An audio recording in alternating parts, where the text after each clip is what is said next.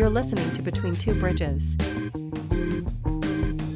a business-to-business podcast.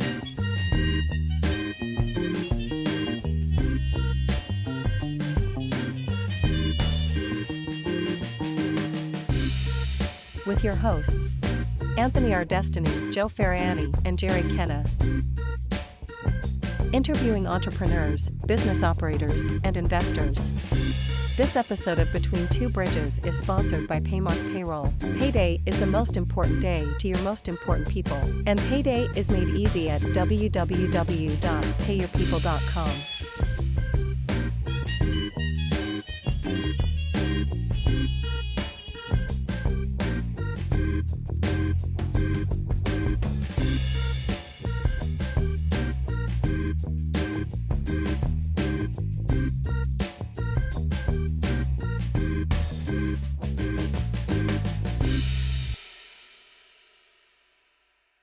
Alrighty, let's get started. We have another episode of Between Two Bridges. I'm your co-host, Anthony R. Destiny. To my left, Joe Ferrani. And Jerry Kenna. So we're here talking with the best of the best, business owners and alike, talking about successes, failures, what it kind of takes to be successful, things like that. But definitely the nicest dressed guest we've had on so far. But would you like to introduce yourself, sir? Sure. My name is Rocco Cozza. I am the founder and managing partner of the Cozza Law Group. We are a business and entertainment law firm. We're licensed. God, where are we licensed now? Pennsylvania, New York, Tennessee, Florida, and West Virginia. I mean, I've been practicing law going on 21 years. Okay. So owned businesses, sold businesses, partnered in other businesses, but the law is truly my profession and love. So married, 3 kids. I don't know what else you want to know about me. Grew up north of Pittsburgh, live in the South Hills. So it's pretty much me in a nutshell. Okay. Where's the family from? Let's start at the beginning here. Yeah, so I mean, I grew up in Newcastle. Okay. My wife grew up in Chartiers Valley, and now we live in Chartiers Valley now.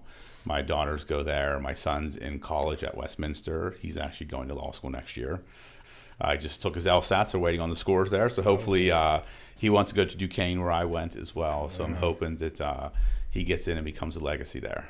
You don't wear your red ring? What's that? You don't wear your red ring? No. I was one of those guys, like, I never bought a class ring. I just didn't. Okay. It wasn't my thing. Like so many, and it was funny because when I was in law school, everybody told me, get a class ring. Most of the judges in Pittsburgh are from Duquesne. And if they see that ring, I'm like, that's just not me. Like, that's bullshit. Like, it's just not. Playboy it's not magazine, how I operate. It was in Playboy magazine, that ring. The red ring from Really? Duquesne was one of the most recognizable class rings. I mean, it is recognizable. I mean, you can see it from a distance. Plus I was cheap. I'm like, I'm like, I don't have any money. Like, I'm not going to waste money on a class ring. It just wasn't for me. I got the T-shirt. We're good. Exactly. I mean, I had a sweatshirt from the law school. I think that was the last thing I had from there. So it was not my thing. I didn't even have one from college, to be honest with you. Hopefully you get a lot more gear in there soon when your son's there. I know. So that's a good point. You better bring some good gifts home. That's a good point. Family of lawyers, or how'd you get into that? No, what was no the one in my start? family. You get in trouble and needed No, advice? So growing up, I was a smart kid, right? Yeah. So when I was young, I got tested. I was in the gifted program, but I loved logic games. So I was always like this logical thinker. I loved to solve problems, and I loved to talk my way out of things.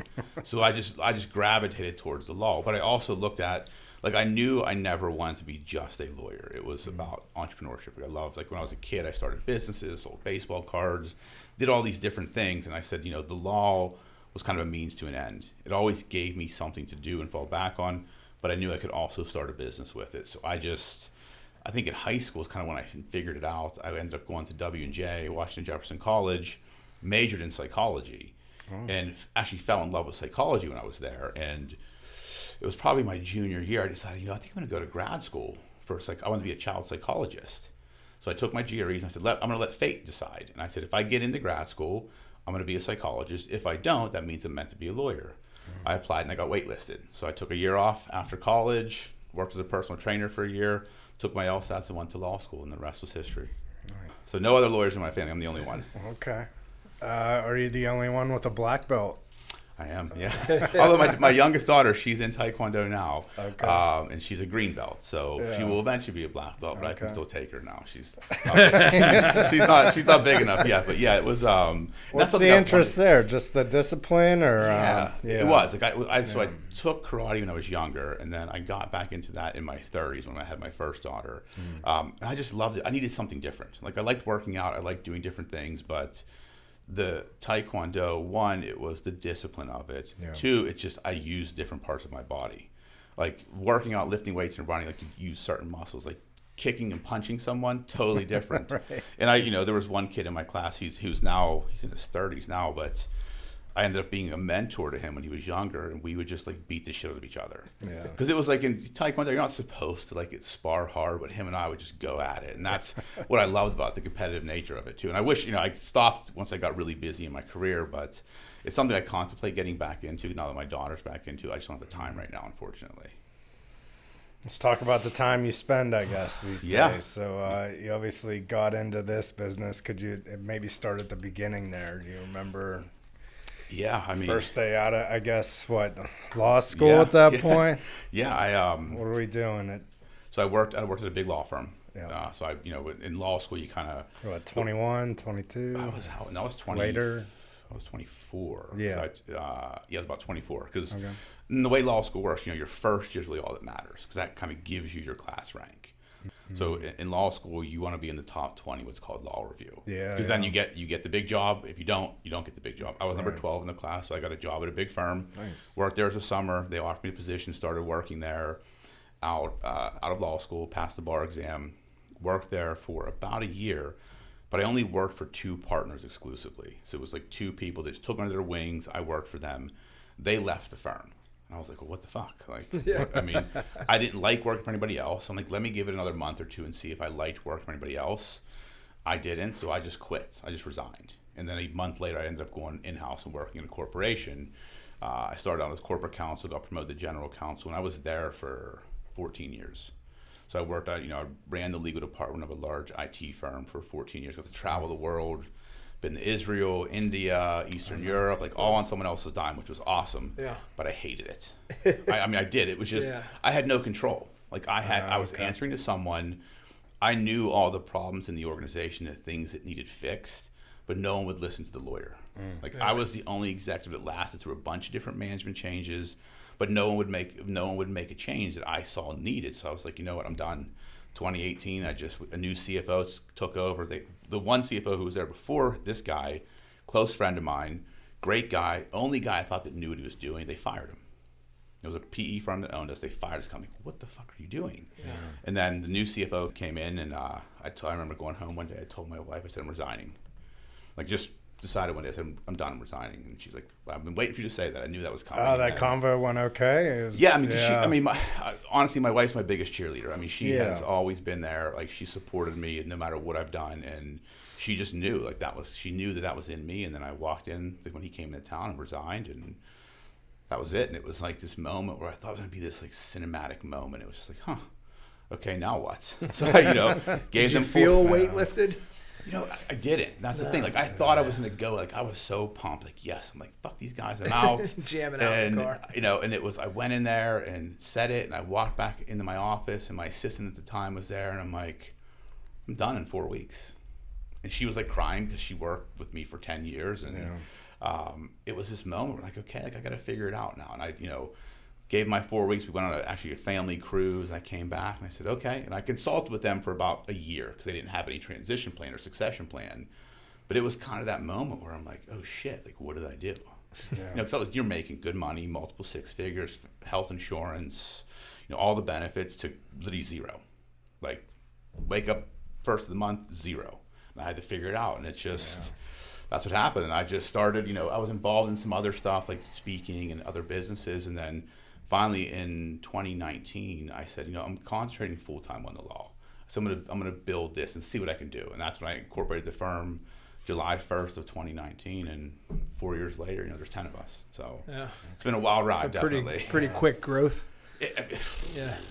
Faster than I anticipated. Like, when I started, I was gonna be a solo practitioner, like have a small lifestyle firm where I'm just like, okay, like I make enough money to have fun, live my life like I want.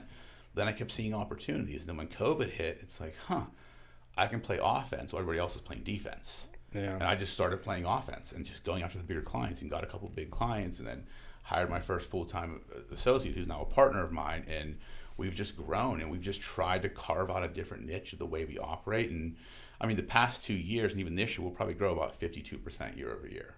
So we've been growing like crazy, and it's it's a lot. It's hard to manage sometimes. There are many days where I'm just like, I don't know what I'm doing, but just figure it out every day. Well, you could probably use like that last company as a little bit of a roadmap for you, because you saw so many flaws there. Yeah. I did that in my personal life. I was like, these are all the things I'd change if I ever got a chance to do it myself. And then, you got the chance. So yeah, it's a good point, cool. because I think it was, I don't really like put that in the forefront of my mind, but I do think that played a big role in just seeing how poorly an organization can be run and how poorly but it's true, because these executives, the red tape and the overhead, it's like, man, it was no accountability was the problem. It's like, no one was, Yeah. you were supposed to, if you're a salesperson, you were supposed to generate X, and if you didn't, they're like, well, they tried. I'm like, that's not how it's supposed to work, and they were all making ridiculous salaries, and the commission on top was just a gravy. So no one was really, if you're making a $200,000 salary as a salesperson and you can do another $100,000 in commission, do they really care about that? Like, and that's the thing I said, cut everybody's salaries in half and give them a $400,000 commission plan. Yeah. I guarantee you sales will go up. Yeah. No one wanted to do that. So that's how I just learned. That's why the way we compensate, I'll pay you a base enough to survive. Live. But if you want to crush it, like, you've got to crush it. Like, I know how to do it. You've got to do it yourself. So that's kind of that is actually why I built the compensation plan. Yeah. That's a good point. I always look at when I'm dealing with my employees, because I never worked in a public accounting firm. I worked in corporate accounting, but never in a public accounting firm where I was working with multiple clients. Now, I worked with other small accounting firms, like peers, but I'm at the point now where I've outgrown all the people that I worked with, so I'm dealing with things that they never dealt with. So I'm in a whole new territory now that I struggle with. But whenever I'm dealing with employees, I always go back to that, where I've had some micromanagers over the years, and people that just passive aggressive comments, bosses that are just they won't be straight with you and just have a conversation. They're a little shitty passive aggressive comments. I work really hard to give my employees freedom and autonomy, and not be breathing over their shoulder, and if I have a problem, sit down, shut the door, and say, hey, we need to talk about this, and not just make some shitty little comment in passing that you're like, but was that right? What did that mean? Right. But I've had managers that were like that, but I use that in that sense where. Because I've been in positions that were just freaking miserable, because I'm like, I had one manager that she was an accounting manager, and I won't name names, but she might end up seeing this someday, and she'll know who she is. But like, she'd sneak up on you. Yeah. And it doesn't matter. You could be working for 7 hours and 45 minutes of the day, but that 15 minutes that you took to check your personal email or whatever, she was like right behind you. What have you done? And it's like, Jesus Christ. You didn't see me the last 4 hours when I just crushed all this work. Now you're here for 2 minutes. I was on Amazon. And it's just like, it always worked out that way. But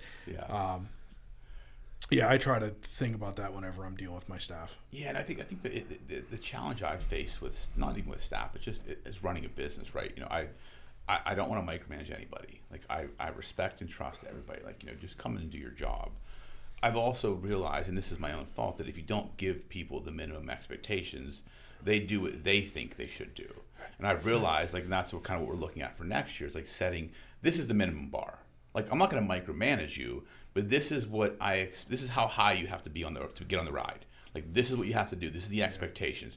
I think if you give people that and then give them freedom to operate how they want, you get better results. I've realized, in running the firm, I haven't been the best at doing that, and that's kind of that's you learn as a business owner. Like, I want to like stay off and like let everybody live their life, work how you want, just let's all do excellent work and have a good time doing it. But I've realized that you have to put some guardrails in place, and that's what I'm learning.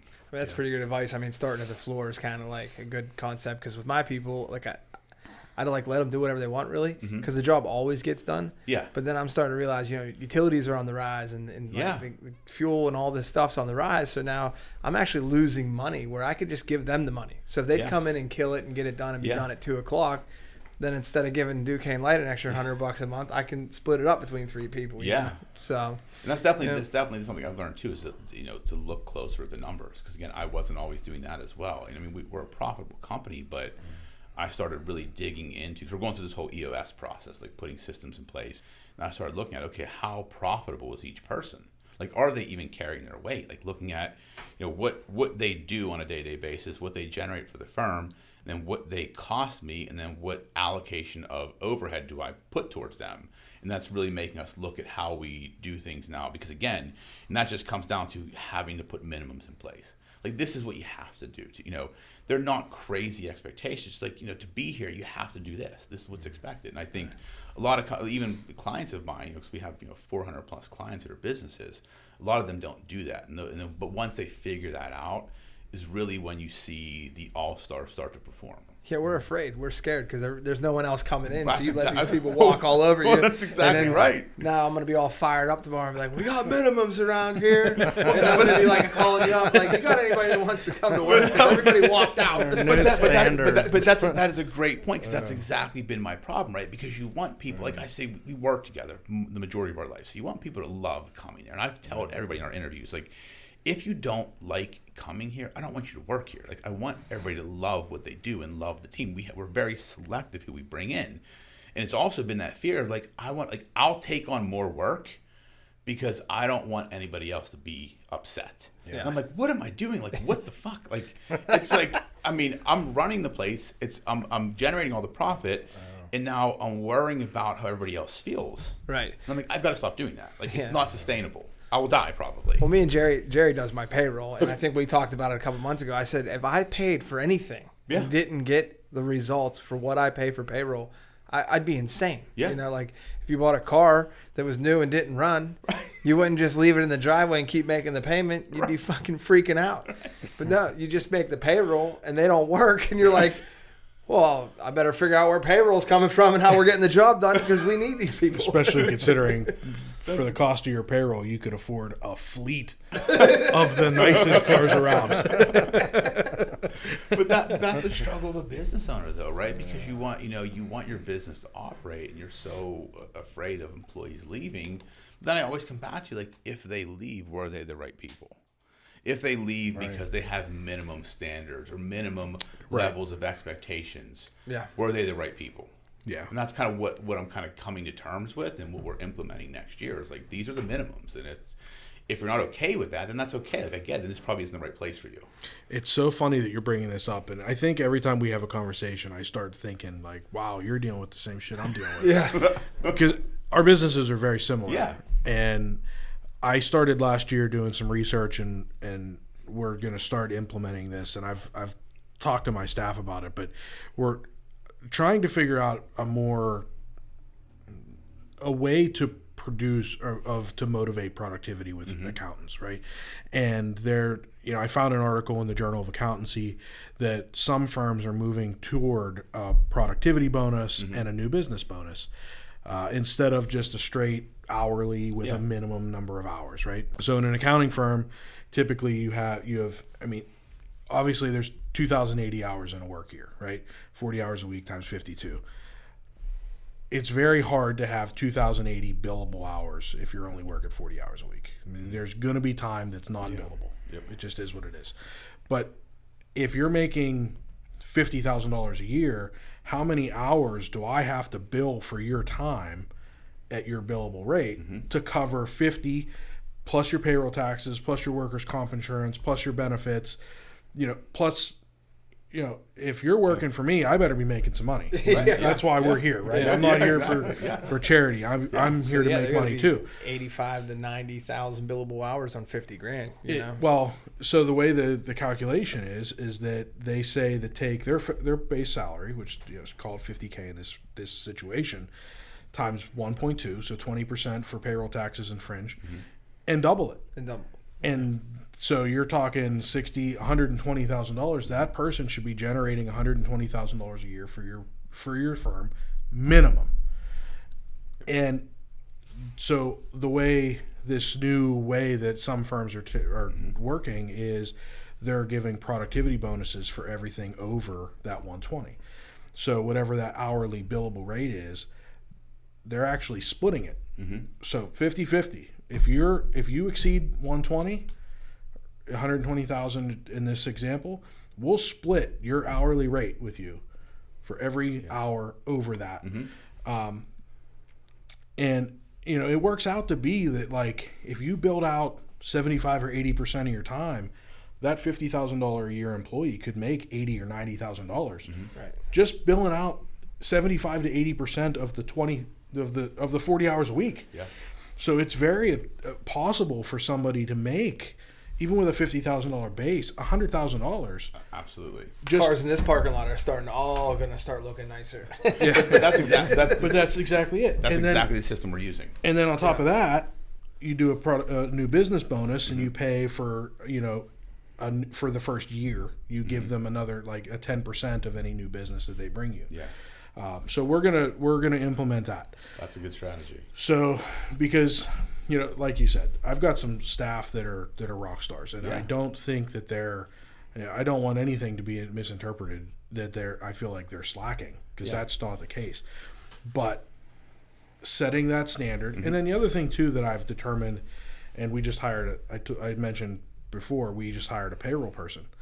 I've determined that there's a lot of time that my staff is wasting. My staff accountants, or my senior accountant, is wasting doing payroll processing.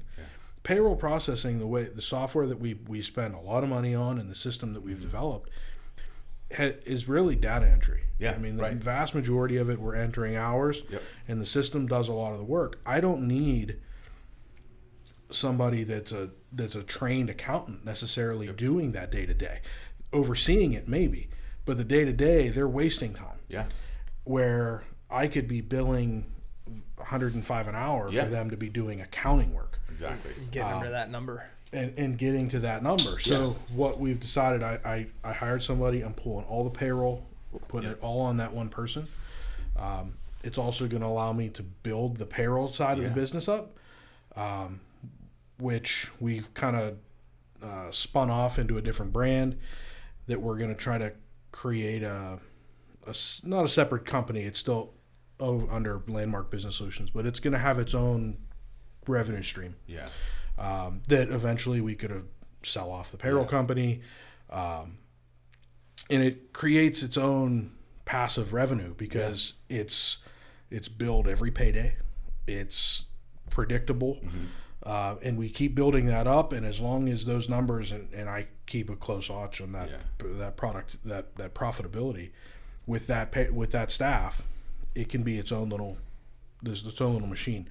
But by getting that away from my accounting staff, they can focus on just making sure that they're reaching the number of hours, maximizing their compensation, but also in turn maximizing the firm's profitability. Essentially, you could take that into any business. Like you said, you're going to do the same structure, and Yep. like I could utilize those numbers in my business. Like Yep. we know what we did this year, we know what we need to do next year to keep the lights on. You know, you want to make more as the business owner, but like if you want to have a life or be more efficient, you can give some back to the business. You don't have to take it all, right? Oh, exactly right. But the way that system works is, and I did all the math, and I ran all the, because I'm like, if I've got an employee that's making 50 now, and all of a sudden they're going to be making 80. But you do the math, and if they're making 80, I'm making a lot more. Right. Yeah. So I hope they make 80. I hope they make 150. Yeah, it's safeguards. Because the more they make, the more I make. Right. So you're safe. Well, that's how we're doing it. Because we have kind of the same thing, right? We like the new business, they get a percent of all new business they generate for the life of the client. Like if it's their client, they get a percent of that. Then they get a percent of any matters they manage within the firm. But kind of the formula we've come up with, we haven't finalized yet. It's going to be take your total comp. So that includes the additional fees you're getting from clients, like and multiply that by 1.3. because we have insurance, we do 401k contribution. Then we take what our overhead was last year. So we'll say if it was $1 million, we'll say, and we take each attorneys and say what was their percent of the hour, what their hourly rate is to a percent of the whole hourly rate. So my hourly rate is higher, so obviously I take more of the overhead. So if someone's 20%, then we're saying, okay, you're responsible for covering 20% of overhead. So then everything on top of that is where you bonus out. So if your total comp's $100,000, times it by 1.3, 130,000, and say you now have to cover 200,000 of overhead, 330 is your number to hit. And then on top of that, you get a bonus, a percent of anything generated above that. For a lawyer to do 330 a year, if your hourly rate's $250, which is a pretty low hourly rate, that's 1,200 hours, which is 100 hours a month you have to bill, which is 25 hours a week, which is basically nothing. And that gives them time to go out and get new work. Exactly. And that's kind of the, so we're looking at it, we have, the 2080, the 2,080 hours. We're looking at it, okay, you got to account for 1,800 hours. So we're saying you got to account for that, meaning that's billable, non-billable time. But the more you bill, right, the more money you'll make. And so I think there's a lot of different formulas, but that's kind of the same thing. And the standard in the legal industry is they say every attorney should be 3x what they make. That's when an attorney's profitable. So if you're making $150,000 a year, you should be generating $450 to the firm, because the first third covers you, the second third covers overhead, and the third goes to profitability and growth. That's kind of the rough math, but we're doing it a little bit differently. But I think every business can take a formula like that, but it takes really getting into the numbers and understanding what each employee's value is, what they bring to the table, what their cost is, and really knowing your numbers. And that's something I just haven't done in the past, but I think it helps a business exponentially grow, because now you have measures and metrics in place. Yeah, I think your employees can they know it. They can see exactly what's expected. So it's spelled out in front of them. Yeah, and they can say, okay, if I want to make $200,000 this year, here's the math I have to do. It's very easy to quantify. Okay, my base is this. If I bring in X amount of clients with this revenue, I'll make that. If I generate, billables above this, I make this. Here's how I get to $200,000. So they can literally pick what they want to make, and as long as the work's there, which if someone comes to me and says, I need more work, I'll go out and get more clients. Like, that's not a problem. But right now, it's like I'm doing all the work, so I can't go out and get all the clients and do all the work. So it gives people a very quantifiable visibility into what they can make. Which that problem that you just described, with you doing all the work and trying to do all this, is also the reason why you don't have time to make sure to dig into those numbers. That's exactly right. Because the first thing, and I'm an accountant, and I can tell you that my books are the worst of everybody that we work on, because it's the same thing. The carpenter, the plumber. By the time at the end of the day, the last thing I want to do is dig into mine. But if you don't, you're missing opportunity, and you're losing money. You're leaving money on the table at best. That's losing money is more realistic. I'm guilty of when I get angry at an employee, of doing the chicken scratch math and being on a piece of paper, and then because they called off, but then they show up the next day and I just throw the paper away. I'm I'm not pressing. Well, but that's a really good point, because I think having a form like this, takes the emotion out of it. That's what I've learned. Because there's been days where I'm like, what the fuck? Why am I here at 6? He's a black belt too. So. Well, it would get frustrating. So everybody's leaving at 4:30, and I'm here until 6 o'clock, slaving to make sure you're all getting paid. But I'm like, how do I take emotion out of this? I said, okay, here's what the viability model is. This is what you have to generate for it to make sense for me to keep you in this firm. So it's like, if you take a day off, that's fine. Whatever. The flexibility is there. You've got to hit your numbers every quarter. Right. So it helps me pull the emotion out of it and just say, it's on you. Know what's expected. It's on you. And I think that is helping me tremendously as we're putting this together, knowing that going into next year, I will not be an emotional train wreck. Yeah, the numbers never lie. Right, exactly. The numbers are the numbers. When you're the accountant, you should know that, right? Yep. Numbers never lie unless you forge them or fudge the books. You can smear them. Don't fudge them. You can smear them. Yes. I don't tell you personally, I'll actually claim more income, so I don't want to deal with the IRS. I'm like, I'll just, I'll take less expensive. So I'm like, I don't want to deal with that stuff. I've seen too many businesses deal with that shit. You practice any tax law?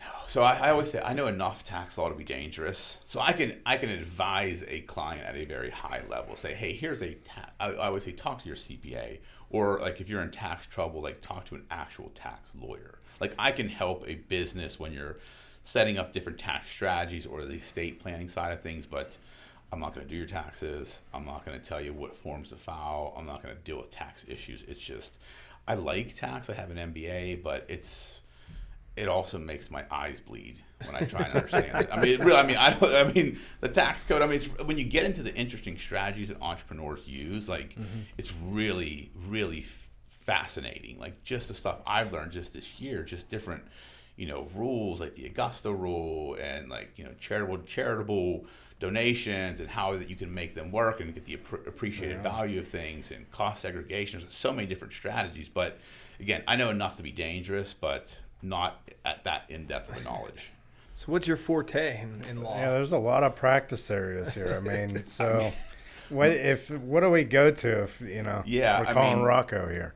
I'm typically dealing with more strategic clients. So companies that have a major issue to deal with, they're going through a major transaction, do a lot of high-level advising with business owners and entrepreneurs. So it's kind of the more complex problems. Like I can do the basic stuff, but I have associates to do that. But I'm typically involved in more of the complex strategy type decisions, mergers and acquisitions, buying and selling businesses, strategic contracts, strategic relationships. I do a lot in entertainment. The entertainment law side is a lot of what I do. Are you a sports agent or no? Okay. So I had contemplated that in the past until I talked to a couple agents and realized that how much money you have to get into the business.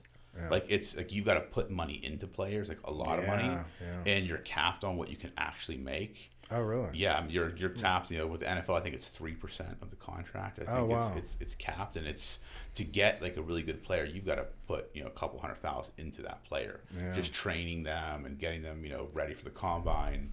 I could take the test and pass, but to me, it's like I'd rather be a lawyer. And plus, I gravitated away from the athletes and talent to now working more with companies, production companies, record labels, movies, because the talent was hard to deal with because they don't want to listen, they don't want to pay, and they always think they know everything.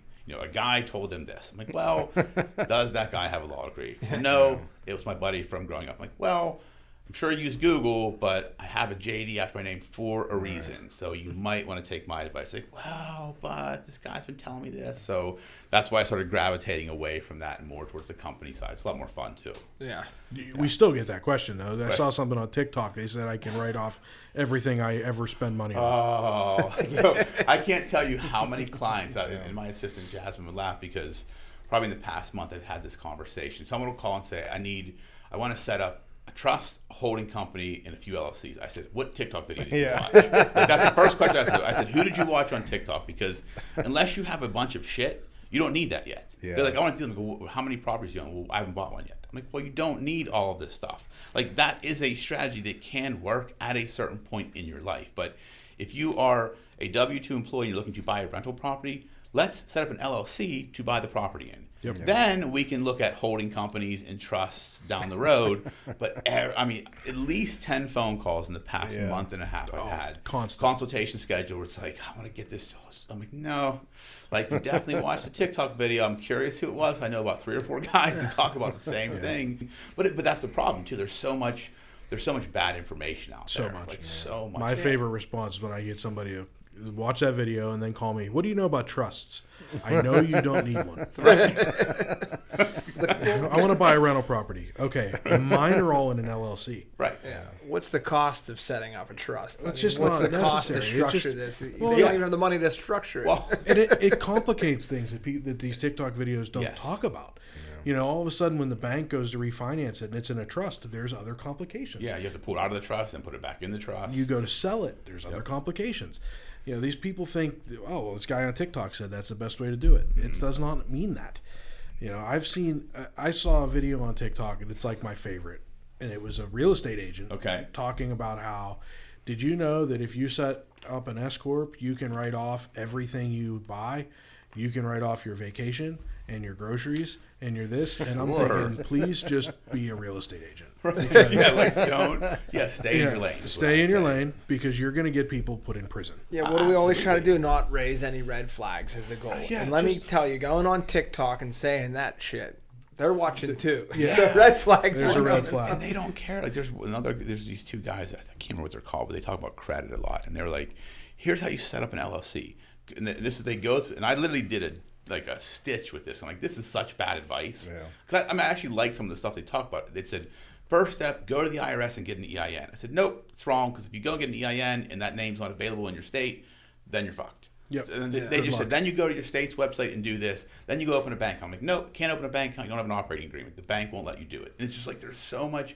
And this video has like 100,000 likes. I'm like, what is happening? Like, it's crazy to me. And then people think because of ChatGPT and AI now, they can solve every problem in the world. I'm like, well, that's also not true. They can represent themselves now, right? One thing it's really good at is descriptions for real estate.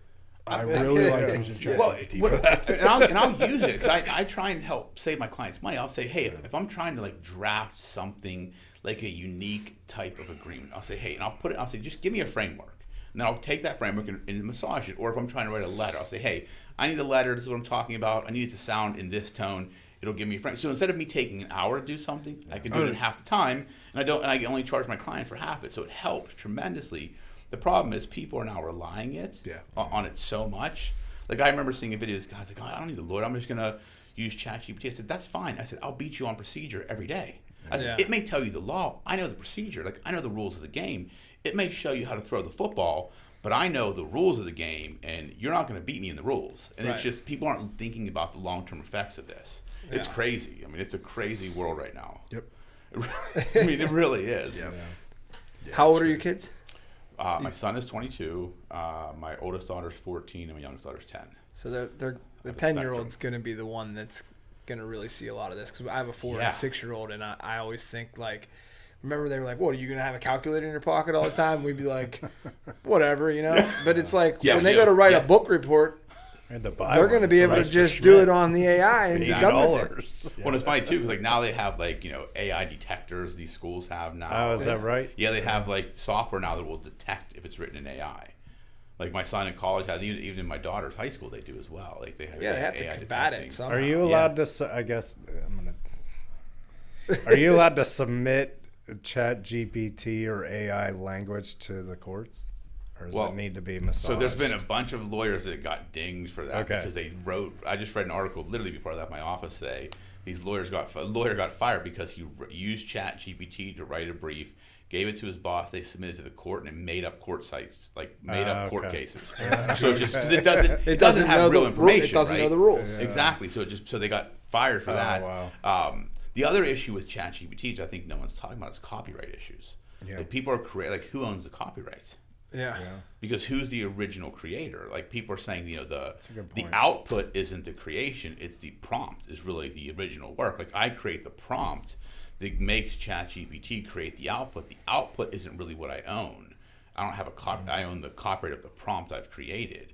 So we're like heading into the Wild West when it comes to intellectual property.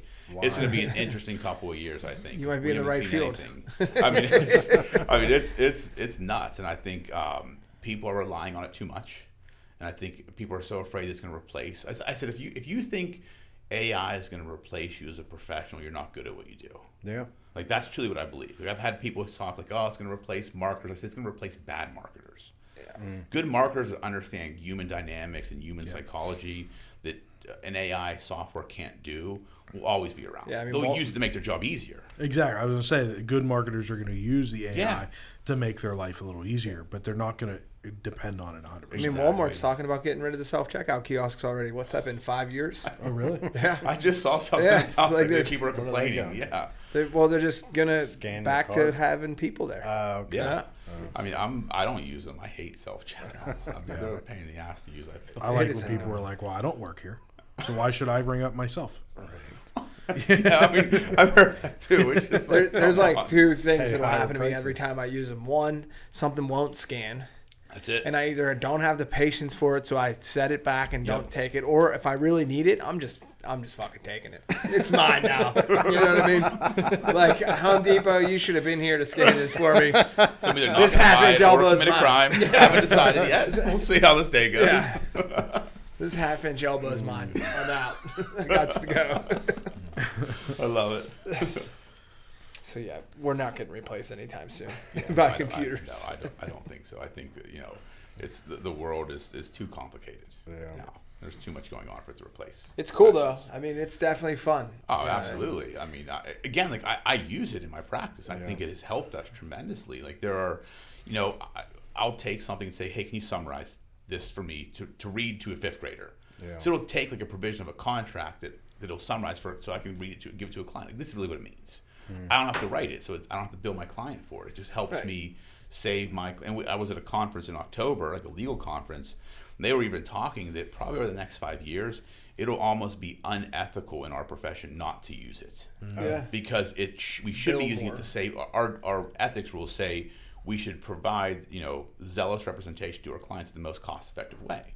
Using AI helps us drive that cost down. So I think it'll somehow get woven into our rules at some point in time. Yeah, I mean, because lawyers, for years, you reuse forms over and over again. So it's no different than that. It's just you're trying to do your job the most efficient way. Yeah, I mean, and we do that too. Like, I always can underprice people in the market because we built such a template library. So if someone needs a contract that may have taken me 4 hours to put together, it may take me half the time because I have the framework built. It's now just massaging it to the way this client needs it and going through and making sure everything adds up. But some lawyers, don't necessarily do that. Still, they still charge the full freight. They just kind of say they start from scratch, and they don't. It's just, I believe in just doing what's best for the client because it's, it's not about the transaction now. It's about the relationship long term.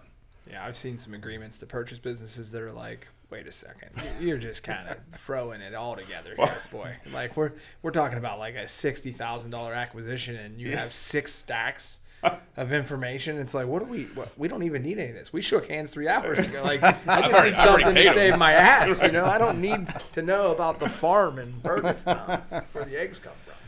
There are a lot of lawyers and I've been in those transactions where they overcomplicate things. It's just for like that, a $60,000. Like we typically tell clients when they're working on a merger or buying a business, it's hard to quote a price. We always say it's assume around 2 to 4% of the purchase price is what it's going to come into for fees. But for a $60,000 transaction, that's take a few hours of work. Putting an asset purchase agreement together, bill of sale, a couple other things. That's it. But I've seen lawyers where I've been on the selling side of it, and I've seen the agreement. I'm like, what? This is 40 pages long. Yeah. It's a $25,000 painting with a twist you're buying. Like, what in the actual fuck is this? Yeah. It's just like, we can do this on a napkin. Like, it's pretty simple. But again, sometimes, lawyers want to justify their existence and charge their clients as much as possible. So it's unfortunate. They give us all a bad name. That's in every profession. I mean, you got home inspectors. There's a lot of that, man. You're right. I mean, it is every profession. I think that's why accountants. I always say if you do good customer service, if you really provide a high level of customer service to your clients, it's very hard not to be successful in business. Yeah, I think there's a type of person that just takes themselves too serious in general. If everything they do, it's like, look, man, we're just going fishing. Right. I don't need this backstory of how you learned how to fish and why you're the best ever. I just need you to stand there and fish and shut the fuck up. That's the entitlement of it. I completely agree with that. I would agree wholeheartedly. Yeah, because I'm in dry cleaning, and I see it a lot in our profession. Really? We go to these trade shows, and these guys talk about 1,000 chemicals, and they're like, we're the best spotter in the world. And I'm like, good, man. Yeah. Good for you. I'm pretty damn good, and I use 4 chemicals, and it's probably not going to come out if it doesn't come out with those 4. But they, go on, and I'm like, wow. Those are always, I always say those are always the business owners that have some inadequacy that they're trying to make up for. And it's just because it's true. They overcompensate by saying all the things they do or showing off what they do. Mm-hmm. I always say if you have to show off as an entrepreneur or a business owner, are you really successful or are you pretending to be successful? Yeah, you're lying. So I'm like, I feel like if I'm a successful entrepreneur, I don't have time to post all of my new shit on Facebook and Instagram and talk about all these trips I'm taking. I'm just living life. But there's so many people out there that I think want to put off this image of success when they haven't done the work yet. I think if you are successful, people just know. So you started Cozza Law in 19? Yeah, July 1st. So it's probably about when I met you. Yeah, probably pretty close. Yeah, absolutely. Yeah, we just passed our 4 years this July. Yeah. Which is crazy. You talk about those early days. There are a lot of sleepless nights, big decisions, There really mistakes along the way. All of the above. All of the above. What we focus on here. So those early years, I guess. Yeah, I mean, so it was, the scariest part was not knowing where the next client's coming from. Yeah. Right, because you're just like, I left corporate, so I wasn't in private practice. Yeah, so I didn't you were have at zero, right? I was at zero, and I left corporate, and I had a good network of people, but it's every month. It's like, and it was scary because like, you're working out of your kitchen at this? Like, no, what are we doing? So I had a small office in Carnegie. I share with a lawyer for like $100 a month. Yeah, which is crazy. So I went there. Then I went to a Regis space, which I paid like $600 a month. Okay. Then we started growing. Then I hired my first part-time assistant, who now is our director of operations. And we sat in the same office, probably about the size of this side of the table, sat across from each other. And that was like $1,000 a month. Then we moved to a house in Carnegie, and then now we're in Green Tree. But it's those first days where it was like, I didn't know what I was doing. Like, honestly, I didn't. Like, I'm just like, I'll figure it out. Like, I've been the type of person, I'll just muscle through it. Like, I'll just push my way through and figure it out. But there were many days, because even at the same time, my wife left her job. So she was in childcare. You guys went all in. We went all in. Yeah. So she left because she wanted to get into the fitness industry. It was like doing like fitness instructing and that. But then she really realized that she loves working with kids and went back into childcare and teaching. But so we both did it at the same time. We're like, let's just figure this out. Yeah. But it was definitely, there were a lot of sleepless nights. It was very, and I'm not one to be afraid, but this was the first time in life where I actually had some fear. Yeah. And I'm like, did I make the right decision? I was questioning that for the longest time, literally like every day questioning it. And then three things happened. The first one, I was in GetGo, and I bought like a protein bar and an energy drink. And I went up to the cashier, and it rung up to $7.77. And this woman's like, that's an angel number. I'm like, what do you mean? She's like, look that up. She's like, that's a special number. And like, my grandmother had died in 2017, and she was like kind of like this inspiration for me my whole life. And I was always like, thinking like, did I disappoint her by making the wrong decision? And then that number, like, significant, like, you're on the right path. Someone's watching over you. And then like 2 months later, there was this app. It used to be called, it was called Shaper. It was like Tinder for LinkedIn. So like, you go on there, you meet business contacts. Yeah. So I was on there, and this woman reached out to me. She had an Amazon business, wanted to meet for coffee to kind of help her with her business. We go to Panera in Green Tree. And I sit down, and she comes in, and she's like, you may think I'm crazy. She's like, but I also read energy and read tarot cards. She's like, I'm getting this energy from you. Can you mind if I do this reading?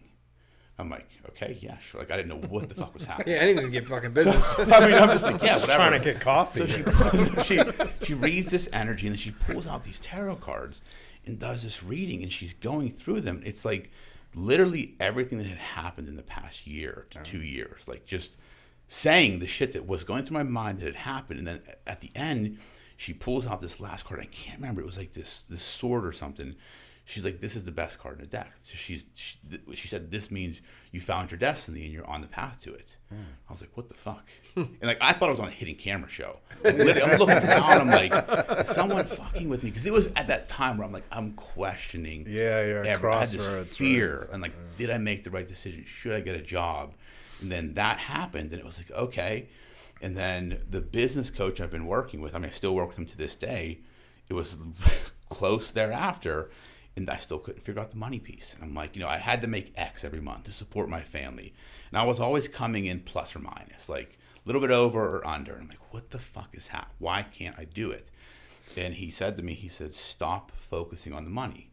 Focus on being the best fucking lawyer you can be. Yeah. He's like, do that for 3 months and watch what happens. And literally in 3 months, I tripled my revenue.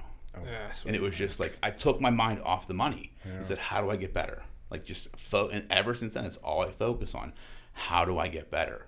And that was a turning point for me, because I didn't know if I'd make it. Like, I truly didn't know. Like, am I going to make it? Like, I had 3 kids, a kid going to college soon, 2 young kids, a wife that also quit her job. We're living in a house we built. I'm like, what the fuck? And I didn't want to like go backwards. I'm like, I have to figure this out. When you're making multiple 6 figures to going to like, where's the next dollar coming from? Yeah. It's a scary thing. But that was that was that turning point for me. And then I just said, fuck it, like put my foot on the gas and said, let's go. And then here's where we are.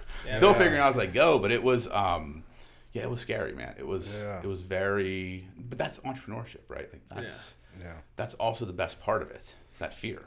That motivator, like that's really what it is. We've heard that every time. Yeah, I think what we always circle back to, and Jerry said it all the time, is like, you know, or I say it to him, like we've all been broke before. You know, we've all had nothing. Yeah. But like we're not willing to go back there. Is what Jerry told me one day, and it really stuck to me. Is like, all right, so now we have a skill set. No matter what you are as an entrepreneur, if you're a true entrepreneur, you have a skill set. Exactly. Now you just be the best at what you can do. Yep. And everything else will come to play. That's exactly right. You know? Now, if you decide to expand upon that, you can. But you can make it, no matter what you do, if you have that drive. 100%. And I always say that too. Like I grew up nothing. You know, I had a great family. Like they loved me and they gave me, the world. But like we didn't grow up with money. It was like I was the first one in my family to go to college and get a degree and go on to law school. So it's like I knew where I came from, and I always remember my beginnings. But I don't want to ever go back that way. Yeah. Like I want my kids to have a better life. I want all these things, and that was a driver for me. It's like, and also like I was the type of person that if you tell me I can't do it, I'm going to do it twice. Because when I left corporate America, everybody was like, "You're dumb." Like, "Why would you do it? You had a great job, made all this money, got to do what you wanted." She's like, "You're an idiot. You're never going to make it." Single, solo lawyers don't make $100,000 for 7 years. Like, you're not going to make it. I'm like, well, watch. Yeah, and we're multiple 7 figures in 4 years. Yeah, awesome. And now the benchmark's been raised. It's been raised for your kids. Exactly. That's exactly it. It's like, and that's the other thing too. Like that's funny you say that because to me, my kids motivate me. Yeah. Because I see, like, I want them to see what's possible. Like I built this from nothing, and I love when my kids walk into my office and like wear our logo gear, and they're like, "My dad built this from literally an idea." Like, and I from my head an idea, and like we have all these people that I employ. This business, this brand, and it's like from nothing, and I want them to see what's possible, and I'm not going to give it to them. Yeah. Like I'll show them the way, I'll be their backstop and their guardrails, but I want them to outwork me. I want them to be better than me, and I look at what I'm doing as, they're watching me, so everything I do is important and has to be the right example for them. Yeah, it's it's not easy being a dad. No, it's the hardest job. Like you see those pictures that people draw where the guy's carrying his kid, but he's walking through a pool of sharks. Yeah, that's exactly it. Yeah. I mean, I guess it's not easy being a woman either, but it's just not easy being a parent. Period. No, it's not. And I think it's but it's also the greatest thing you ever do. Like I love it, and it truly, and I don't think I'd be as successful if I didn't have kids, because they just motivate you in a different way. I really believe that. Yeah. It's a game changer. It is. Well, it changes your thinking. If you didn't have kids, you'd be working for right now. Yeah. You'd be working for, you to live a comfortable life and go on trips and have some money in the bank and maybe a nice car. Yep. But you'd be working for right now. Yeah. Yep. But you have kids and you're working for their kids. Exactly. The legacy. That's the legacy. That's exactly right. Because I'm trying to build something that, like you said, I'm not going to hand it to them. Yeah. They're going to, because that's when businesses die. Exactly. When you hand them to a kid that doesn't know what to do. 100%. But we've built this machine, and you teach them the work ethic and how to keep building it. Yeah. And then, eventually at some point they earn the keys to it. But it changes it changes your goals. That's for sure. It does. It changes your perspective too. I do less stupid shit now. Like I really do. Like I think you're more cognizant of the way you act. I still do stupid shit. I just have to go away and I'm not going to Vegas. Do that stupid shit. I do that as well, but I always. Joey will be at hunting camp this weekend. And I was at hunting camp last weekend, and there was a lot of stupid shit going on. I get it, man. We all got to cut loose every once in a while, man. Well, I'm starting. I think I'll be 40. We're all going to be turning 40, and I start thinking now's the time to really pump the brakes. 40 is when it changes. I'm telling you right now. I'm 46. When I turned 40, it's like life got very clear. It's something. Anyone I know that has turned 40 has said the same. Entrepreneurs said the same thing. A switch goes off. Everything becomes clear. You don't care about the things that don't matter anymore. You're very focused on where you want to go and the people that matter to you. And life got very simple at 40. Yeah. Because you just stop giving a shit. I couldn't care less what people think about me. Yeah. I know who I am. I know who I am as a man, as a father, as a husband, as a business owner. I know the people I care about. I know what I'll do for them. I know where I'm going in life. And I think you just become this different, like, it's just, for a man, I think it's evolution at 40. Like, the early 40s are really when you evolve truly as a man into what you're going to be. Some men I've seen just say, I'm good staying comfortable. Other men come out in their 40s and they fucking crush it. And like the 40s have been my best years. Like, I absolutely love them. So buckle up. It's going to get fun. It's going to get fun. I can promise you that. What was the expression we had? We said 30s for learning. So Brian Mara, the one that we just recorded, he always said to me that 30s for learning, 40s are for earning. That's exactly right. Yeah, 100%. Yeah. I mean, 30s, I learned a lot about myself as a man. Like that's kind of when you start figuring yourself out as a man. 40s is when you kind of like, I got it. I got it figured out. Now I'm going to put my foot on the gas, and I'm going to really do whatever I can this decade. And like, I feel like I'm young. I'm just getting started. Yeah. Like, I mean, I don't plan on wrapping this up for another 40 years, but unless something happens. But I mean, I truly love my 40s. It's you're in for a wild ride. I can promise. Man, it's so funny because I can feel that happening. Yeah. Like, I look at situations that I'm coming across now, and I'm like, yeah. 10 years ago, 10 years ago, I looked at this differently. And now I don't think I give a shit. That's exactly it. And I think that maybe that stress isn't worth my time. That's exactly it. Like, maybe I need to put my focus here, and I need to stop focusing here. Yep. And it's empowering. Your decision-making ability gets very quick. Well, I just think back to, like, the Steelers, like, when I was 20. Yeah. If this was going on in the Steelers organization, my whole life would be fucking shambles. Like, I wouldn't be here, sitting here, because I'd still be drinking down at the game because they lost. 39. Now I'm 39, and I'm like, turn the page. Yeah. Right, exactly. It is what it is. We mature as men eventually. Yeah. And like, I'm getting to the point too, like when my daughter, she's sick, she still wants me to lay with her. Yeah. And like, I used to always be like trying to sneak out of the room. And now I just make sure I'm getting to the point where I'm like, I'm just going to make my shit's done for the night, and I'll just go to bed. We'll just hang out, because it's going to be time. It's going to blink like that, and she's going to be like, Dad, get out. Do you know what changed me as a dad with daughters? Someone said this to me, and it totally changed me. Because I used to do the same thing. Like, I got other shit to do. Like, I'll lay with you for a little bit. They said, and I remember this about my son. They said, there will be one time when it's the last time you pick them up. Yeah. And that hit me like a ton of bricks. Because I'm like, I remember the last time I picked my son up. And now he can pick me up. And it's like with my daughters too. It's like, there'll be one last time you pick them up. One last time they want you to lay with them. So it's like, just enjoy every single moment, because you blink. Yeah. And I mean, my son's 22. Like, I blinked, and he was like this little boy that would hold on my lap, and now he's going to be a lawyer in 4 years. Wow. Yeah, and I'm certainly guilty of it, because I always feel like whatever I'm doing at work's more important. Yeah. And I saw a thing the other day that said, in 20 years, your kids will be the only ones that know you worked late. Yeah, that's right. And I was like, fuck. Yeah, I mean, it's true. There's some things that hit you as a dad. Yeah, we close our store 2 weeks out of the year now to do family vacations, which would have never been an option before. And I had a guy ask me, he said, well, what are your customers going to think? And I said, well, let's put it this way. I said, when I die, Mrs. Jones is not going to be at my casket asking for her fucking pants. But my kids will be there. That's exactly right. That's a great perspective to have. Yeah. That's a great perspective. It's one of them things. Absolutely, man. And this is kind of like what we wanted to do this for. I mean, it's always cool to like link and but you really get the chance to talk to a couple business owners in a room. You really got to see what life's about too, you know. Absolutely right. It's so true. And we started off on billable hours. We were like, fuck all these people. We're billing every hour. And now we're like, go home, spend some time with your family. We got it from here. My kids won't see me, but they'll definitely see you. That's exactly right, man. That was the whole thing we wanted to do this podcast for, was give people, and you touched on it before, all these, I call them fake entrepreneurs, but these people on social media that portray this lifestyle that's just not true. I mean, it's just, and it's like, you know, it's just, I don't know. I don't post much.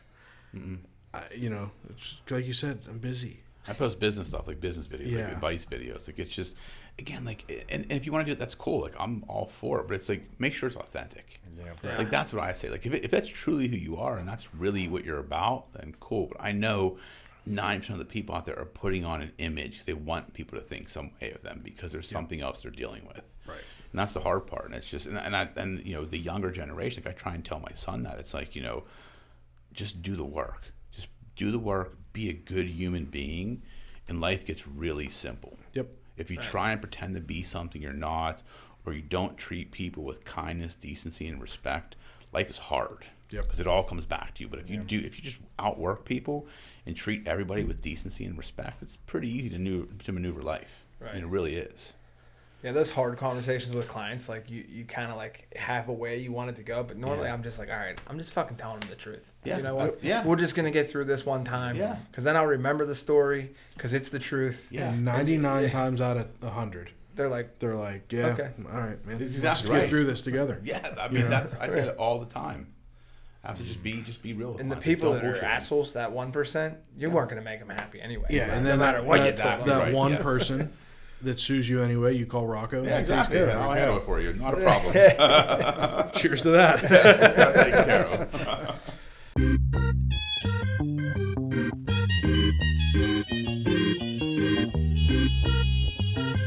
And now a brief word from our sponsor. This episode of Between Two Bridges is sponsored by Paymark Payroll. Are you tired of spending countless hours juggling payroll calculations, tax filings, and compliance regulations? Well, say goodbye to that chore and let Paymark Payroll take the burden off your shoulders. With our secure online portal, you can access your business information from any internet location, even your phone. Employees will love the ability to receive direct deposits, and they can access all their pay stubs, tax forms, and information through their own portal. Focus on growing your business while we take care of the rest. With top-notch customer support, we're always here to assist you with anything, at any time. Don't let payroll stress hold you back. Choose Paymark Payroll and experience the freedom to thrive. Contact us at payyourpeople.com for a personalized consultation and a demonstration of our powerful payroll solutions, and see how Paymark Payroll can better your workflow. That's payyourpeople.com. Join the growing list of satisfied businesses that have embraced the convenience and efficiency of Paymark. Payday made easy. Your business deserves nothing less than the best, and that's exactly what Paymark Payroll delivers. Now back to the show. You had a self-published book. You also talk about radical kindness. Could you get into that a little bit? Yeah, the book I published was at 2019. So it came from, I was talking at high schools and like middle schools years ago, and both of these actually came from two different talks at high school. So the book came from, I was talking to the kids, and they said, what are some keys to success? Yeah. I kind of said, okay. I gave them a list of things, and I said, if I really boiled it down, like, what would be those 5 things? And I came up with, the book's called, it's about the Alpha Way. And Alpha stands for attitude, leadership, passion, hard work, and accountability. I said, if these are the 5 things I could tell my 25-year-old self, I was writing the book to my 25-year-old self. Nice. I said, if I could tell myself, what are the 5 things you need to be successful? This was it. Like the right attitude, understanding leadership, passion, hard work, and accountability. And I just self-published. I had started writing the book, I got halfway through it, stopped for like a year, and then went to this mastermind retreat in Lake Tahoe. There was a couple authors there, and this was in July. My birthday's in August. And they were like, why haven't you finished a book? I'm like, don't know, just fucking gave up. And they all challenged me, said, finish it by your birthday. And literally my birthday is August 16th. August 15th at 11 p.m. I finished the draft of the book, and then edited it and got it published in September. And it was a cool experience. It's more for like marketing, right? But it's my philosophy. It's something my kids will always have. They'll be able to look at this and read about what I thought about. And the talk, the TED talk about kindness, again, that came from a talk, I think it was at Keystone Oaks High School or middle school. Again, talking about entrepreneurship and success. And one of the kids, at the end, he's like, if you had to boil it, like, what's the one thing that matters most in business? Like, what's the one thing? And I said, kindness. That was like my instant reaction. And every kid looked like deer in headlights. Like, no one's ever said that to them. And I was like, okay, this is kind of a problem. So I started like talking to other people, and then I applied. I'm like, this is something I want to talk about. And I applied to a couple TEDx, events and got accepted. I think it's 2 or 3 or 5, I can't remember if it was 2 or 4, but I ended up doing the one in Canada, and it was the coolest experience of my life. Like, it was giving a 12-minute speech was the hardest thing I've ever done. I can stand up and talk for a room for 60 minutes off the cuff, no problem. Yeah. Doing a 12-minute speech where every movement matters, every word mattered, was so hard. Like, I practiced that thing ad nauseum. But, like, it was the coolest experience because the TEDx events, right, they only sell a certain amount, like, I think 100 tickets they can sell. So, like, after the speakers are all done, you go out into this lobby and people can talk to you. Out of all the speakers, I think I had probably 60 to 70 people lined up to talk to me just to tell me they think the same thing and they wish more people would talk about it. Oh. Like, they understand that kindness really does matter, but no one talks about it. And it was just such a cool experience, and it was that's wild.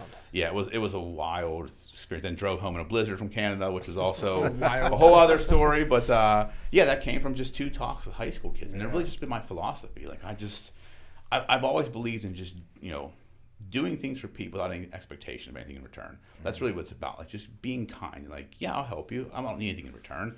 The world has a funny way of working itself out. Yeah. It really does. You'll live longer with that approach too. Yeah, it really is. And I can point back to most of my big business deals all came from me being kind to someone that connected me to someone that connected me to someone. Like, literally, the biggest deals in my life have been all from just simple acts of kindness. Yeah. And it's just been my philosophy. So there were 2 cool experiences. I'm in the process of writing my next book, but it's gonna nice. Take some time. This one's a little bit more heavy. Yeah. So it's a heavier topic. So hopefully in the next year and a half it'll be out. So in actual writing time, how long did it take you to write? Now he's got AI, babe. I mean, actual writing time? The first book. I mean, it probably took me actually sitting down and writing probably 24 hours of just writing. Because I kind of followed the Tim Ferriss philosophy. Write 250 shitty words a day. So like I would just write till I got to a number, stop, or keep going if I wanted to go. Then the next day, I'd read it, edit it, and write again. And that's what it was. So that's actual writing time. Now it took me a year and a half to kind of do it because getting cover design, you have an actual content editor, then a grammar editor, formatting editor, kind of figure out all those pieces. So that took, now I know how to do it, so it'll be a lot quicker. But the one I'm writing now is going to just take me a lot more time to write because it's more of it's about kind of like the hard journey I've been through, like that, the dark journey through the shadow self and how you kind of emerge on the other side of change person. You kind of look at the darkness in yourself. And that's really what this book is about. So it's taking a little bit longer to write, but it's more of a passion project for me. So it's a business podcast. Did you make any money on that book? No. I mean, no. I mean, you don't make any money on books. I mean, on self-publishing books, I mean, you might make a couple bucks, a copy. And I mean, I sold a bunch the first day to get on the bestseller list. Like that's what I learned about book marketing, right? You got to drive a bunch of sales your first day to get to the top. Like I got to a top spot on Amazon. So I could say I'm a best-selling author, right? Didn't stay there for more than a week, but you made the top spot. You take a screenshot, like, cool, I'm a best-selling author. So I maybe sold, 1,000, 2,000 copies. It cost me about that to do all the editing. So it's probably about break even. Yep. And every once in a while, I'll get like a deposit in my account from someone that bought the book. I'm like, oh, people are still buying this. 'Cause it's all self-published, right? They print on demand. So still on Amazon. Mm-hmm. People are listening and want to grab it. I mean, people have bought it. Yeah, they have. Yeah, we'll put a link in the thing here. I mean, I'll make $1.10 on that link. But you use it for marketing. So you do. It was more. I don't even really use it now. It's more just it's something to add to my resume, right? It's like when people hear like, oh, you're an author. I'm like, yeah, I gives you something to talk about. That's also why we did the radio too. Like the radio, when we did the radio podcast, it was more. Yeah, I did a radio show for you. Like that was hard because I'm on live radio. I can't swear. I'm like, that was the hardest thing. I swore one time in 52 weeks. It was like, we got to episode 30, and I said, shit. I was like, oh, man, I thought I was going to make it followed it up with, motherfucker. Both of us, myself and Eric, both swore on that episode. It was like, he said piss, and I said shit within like 30 seconds of each other. And our producer was like dumping. It was Beaver County Radio. So Saturday mornings, it started as we call it the Entrepreneur Life. And then halfway through the year, we switched it to called How We See It. Okay. It was just like 2 guys talking about current events and politics. we would just go off the rails, and like people would call in and just ask stupid ass questions, and we would just, we never, like, people thought we had like a plan every week. We would literally meet in Moon and drive to the station on Saturday mornings. We're like, what are we going to talk about? We would literally just show up and just start talking. And Eric was always very good at just teeing up a question. Then I would just take off with it, and then we'd turn into, and we did it for 2 hours. It was a 2-hour show. Wow. Like live radio, like with commercials. Yeah. So it was tough, but it was a lot of fun. I don't know that I would do it again because the time slot sucked and it wasted a whole Saturday for me. Right. But it was a fun experience. Definitely. That's pretty slick. Yeah, it was fun. So you made a name for yourself in 4 years. I guess. Through radio, books. I'm just me. Like I always say, I'm just a normal dude that happens to practice law, and I'm having fun doing it. I mean, that's really it. It's just, I don't feel like I work. I feel like I just live life and own a business and work with cool people and have an amazing team, have amazing friends, and just, I'm just having fun. Like, this is what life's about, man. Pull the sword card, get the 777, and keep rolling. That's still to this day, I get chills when I think about it because it was my turning point. Like, I was that close to giving up and being like, I'm done. Like, I don't know what to do. Like, I can't. Yeah. I'm putting my family at risk. Like, I'm jeopardizing everything I built. Like, for what? Like, what the fuck am I doing? And it was like those moments that just changed it all for me, and it was a huge turning point. I always feel like that's like more, like, to me, that's more inspiring than like, hey, I started this, from nothing and I built it up. Like when I did what I did, it was to better my family situation. There was like really no going backwards at that point. But for you to take that leap of faith, yeah, it was definitely. It's a big one. Yeah, it was definitely. It was at the time. Like, I'm a risk taker. I don't always think when I do shit, and I'm like, after I did, I'm like, okay, well, I guess I just jumped, so got to figure this one out. And that was, it was definitely, it was one of those situations they say, jump and build the parachute on the way down, because that's literally what I did, because I had no plan. Right. That's awesome. I just knew I didn't want to be there anymore. A New York office now too. So how'd that expansion come about? So it's actually a pretty funny story. I guess COVID, did that impact you as well along this timeline? It's like a satellite office. Okay, so you were good. But it started because I was doing a transaction. So New York's rules, their ethics rules say, hey, you can practice in New York for transactional stuff if your client has some relation to your home state. So it's like I had a client in Pennsylvania that was buying a New York business. Yeah. I was dealing with the seller's attorneys, who were these two old dudes, like super old guys. They would not deal with me unless I had a New York license. Okay. So I was like, you motherfuckers. So I applied to get a New York bar license. I didn't have to take the bar exam. I can just wave in. So I applied to get a New York license. I'm like, okay, I'll do this. I said, now I'm going to advertise all around where you're located just to be a dick. So that's why we got the New York office, because they would not deal with me on this transaction unless I was licensed in New York. So I filed for the application, and then we decided. And then I have some clients up there. We want to open in Nashville and then Florida as well. Oh, nice. Those are the next two offices we want to open. So we want to expand into the areas we already service. So, but now New York's kind of like a shithole. It's went way downhill. Yeah. So I don't plan on going there anytime soon. So we just have the office location there. Are you planning to move to Florida for tax purposes? No, my wife and I have talked about buying a place down there. Yeah. But they just went up in price like ridiculous, 3x. Yeah. Where are you looking? So we were looking in Miami. We went down there last March, and our driver actually was a real estate agent. And there was a building I had looked at a couple of years prior for condos. They were like $400,000 for a condo. They're now selling for 1.3, sight unseen. Yeah. And he said it's people from New York and California that are selling their houses, moving to Florida, that 1.3 for a condo on the beach, they don't care. Yeah. That was like nothing to them. Right. They're buying them sight unseen. So I'm just like, well, looks like I'm not buying in Florida anytime soon. Yeah. And then I also realized how expensive, I didn't realize how expensive the insurance is on a condo, like on the beach, like $20,000 a year. Yeah, especially in Miami. Right. So I love going to Miami, but probably not going to buy a place down there. Somewhere else. But I definitely want to open an office down there, because I think there's a huge opportunity. A lot of snowbirds from here go down there. I think the demographic of some of the older business and estate planning lawyers down there, it's just an older demographic. They're not modern. I think we can go down there and really crush it. Nice. So that's kind of our 2-year plan. Yeah, nice. Yeah. Yeah, my wife and I just went down. I have an aunt that lives near Fort Myers, like Estero, which is on the Gulf side, like southwest. And we went down, spent the weekend, and then while we were down there, she took us down to like Naples. Okay. And my wife and I, every time we go on a vacation somewhere, we stay somewhere, we think, it'd be nice to one of these days buy a property that's somewhere else, do vacation rental, somewhere to stay. Mm-hmm. But every time we go somewhere, like we went to Myrtle Beach last year, and I'm like, I just don't like it here enough to spend the money. Right.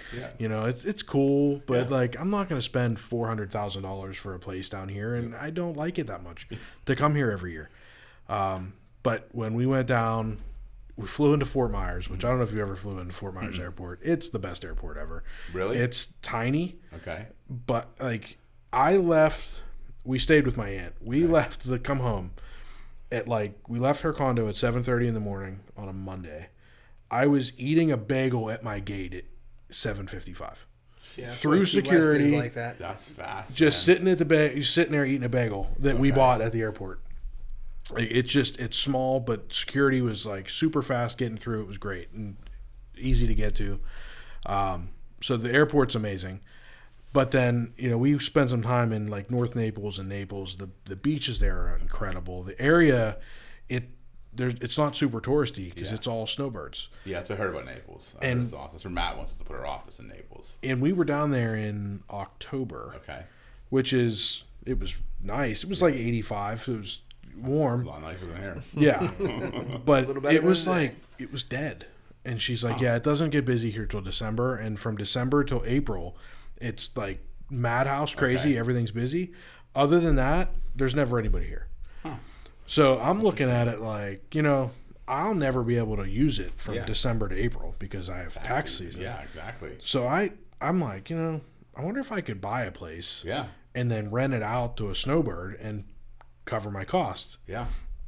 Or at least most of it. That's a smart idea. But man, I'm looking at these places and I'm looking at the prices, and I know my aunt moved down prior to COVID. Yeah. She went down there, and so I know what it cost her to move down, and I'm looking and I'm like, man, these places are really expensive now. And then you go on Zillow and it tells you what they just sold for. And it's 2020 it sold for $189 or $250. Yeah. And now it's $525. Yeah, and you're crazy. What the fuck? How the everything was 2 or 3 times. It's crazy down there. We go to Key West to Florida. When we go to Key West in February, especially with Jimmy Buffett just passing, it's everybody was oh, it's that island lifestyle, Well, it's $1 million for a 1-bedroom, 1-bath, and you can't get insurance on it. Oh. A lot of those places are uninsurable because they're in floodplains and like Sunset Key, the lots are $3 million. It's and you can't get insurance. Oh my God. So you can have a $5 to $10 million investment that's uninsurable. Oh yeah, I'll pass on that one. Yeah. So I think Naples is a spot. Yeah, that's what Matt talked about. And I've heard about that. But I too I would like in the 2-3 year plan, but you gotta wait. The prices have to come down. Yeah, have to come down. But I think they will. I mean, I think everything right now is inflated because nobody wants to sell anything because they have good rates. Yeah. And everybody's rushing to Florida because of the communism everywhere else.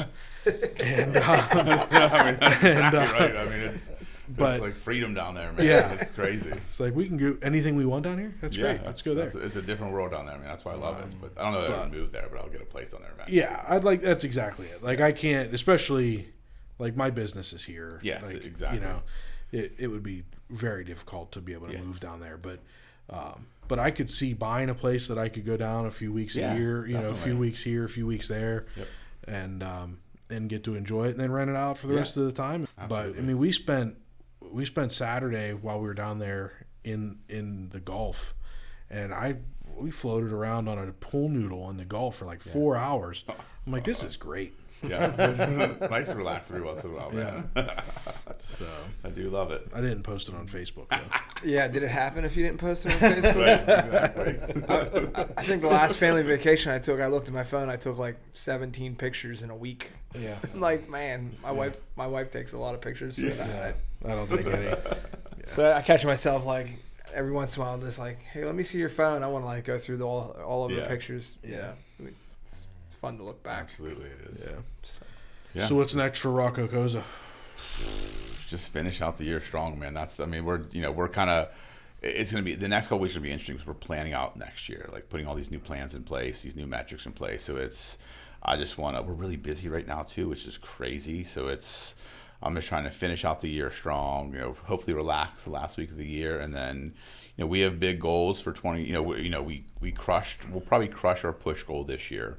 And then coming into next year, we want to push it even more. So it's a big year. Do you think, and my business Landmark's been around longer than Cozza Law, but I started right after the last recession, right? I incorporated in 2010.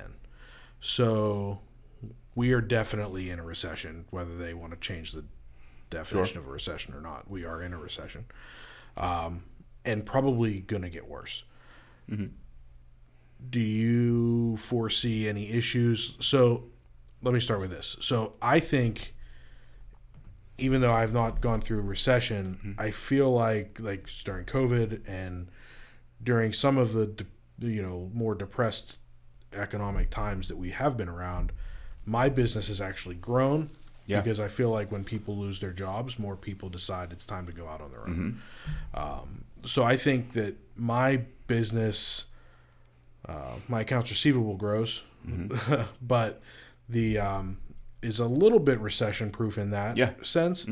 How's your business gonna be? I mean, we grew during COVID. I think because again during the recession, right, people either want to start their own businesses or they want to sue somebody for something. We're on both sides of that, right? Our clients are getting sued and people are starting business. And I think it boils down to why I think we're successful is, one, we have reasonable rates for the service we provide. We're underpriced for the market for what we do. We provide exceptional customer service and client service, and we're just honest with our clients. A lot of the firms we compete against, and we're getting clients from the big firms that, I've been practicing 20 years, almost 21 years.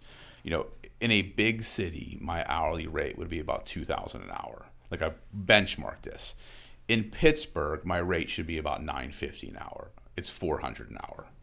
So we're way underpriced. I don't need to charge that much. So I think because of that, and they get the expertise of our entire team, we've only ever increased. We've never had, the way our revenue typically goes, we'll have an increase, we'll level out for a couple months, we'll increase again. We've never had a level off and dip. And since the firm's been in existence, it's always leveled up, level off, level up, level off. It's consistent. I can look back historically. It's a 3 to 6 month window where we go up, 3 to 6 month window where we level off and keep going up. So we find what's wrong, we make adjustments, we break systems, rebuild them, and then move on to the next level. So I mean, knock on wood, I don't foresee I don't foresee that happening. I mean, anything could happen, but to me, if it does decrease, I'm a pressure player. So I invite the pressure. I'll figure out a way to make it work. Me too. That's how I look at it. So no, I mean I think it's going to be 2024 is going to be an exciting year. I think we have some good plans in place. We're going to really take we have a foundation as well to take that to the next level. So raise some more money for that and then get into the schools and do a little bit more if we want to do with our foundation. But it's just having fun, man. Just having fun. It's just enjoying every day as much as I can. It's awesome while I'm here.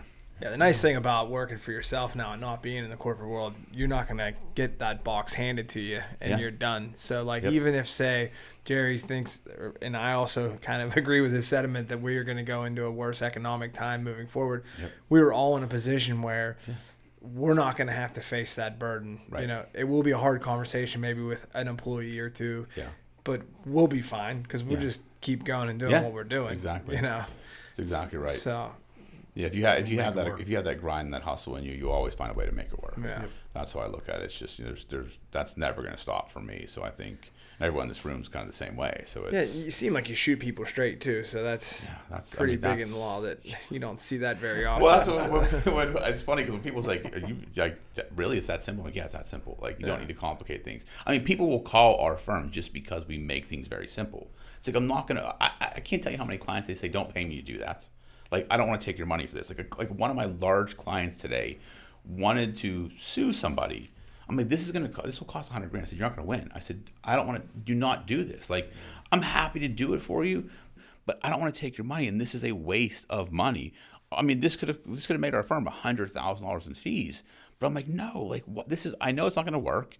They don't have any money. You're never going to collect. You just want to do it out of spite. So no, let's move on. So I just try and honesty in business, just shoot straight with people. That's it. It's very simple. And if you do that, it's hard not to be successful. Truly. Agreed. Yeah. Couldn't agree more. Awesome.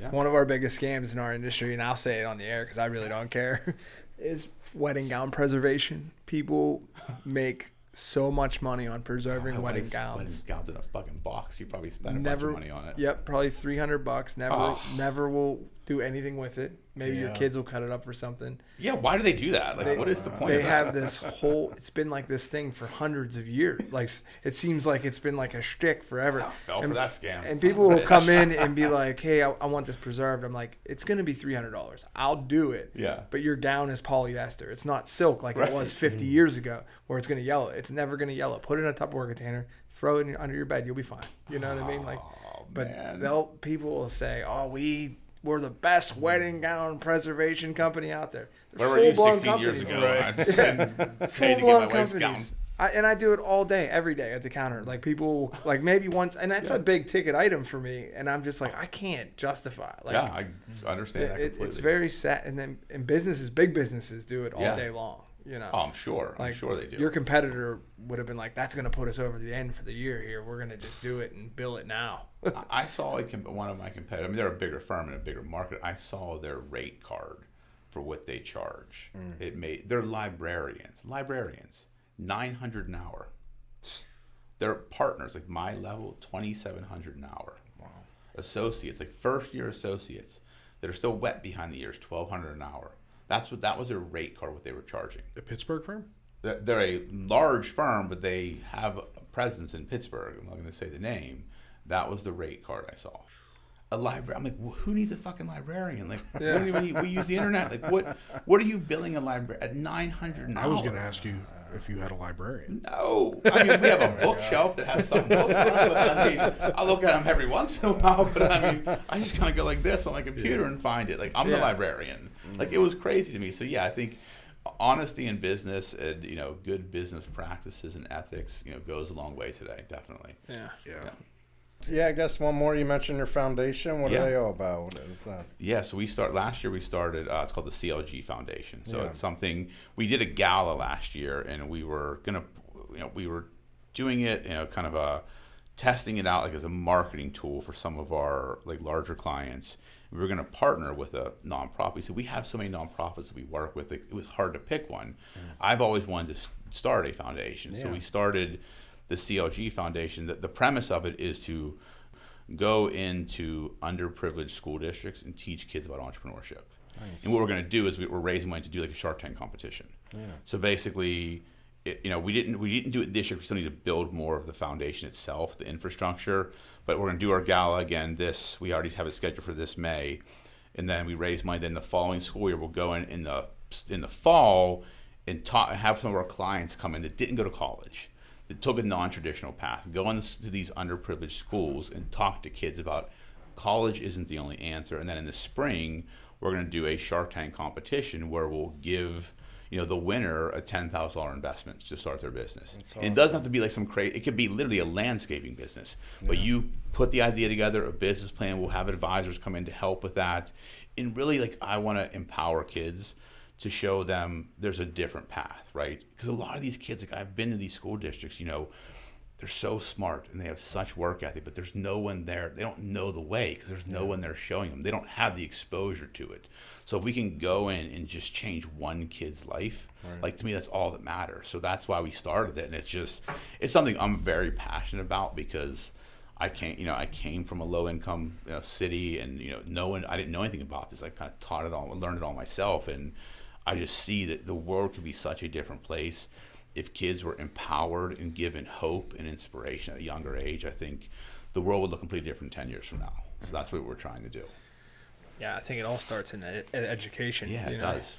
If you can level the playing field at a young age, you wouldn't have to level the playing field at an old age. Yeah, exactly. And it's just giving kids hope. Like that's how, because there's so many kids out there that I just don't think have it because of where they were brought up or how they were brought up, and just giving them, hey, we're here to help you. We can guide you and mentor you, and just, like I said, changing one kid's life would be amazing. If we can change 1,000 kids' life, it'd be tremendous. So that's the goal. That's pretty awesome. Cool. Yeah. All right, Rocco, how do people get a hold of you?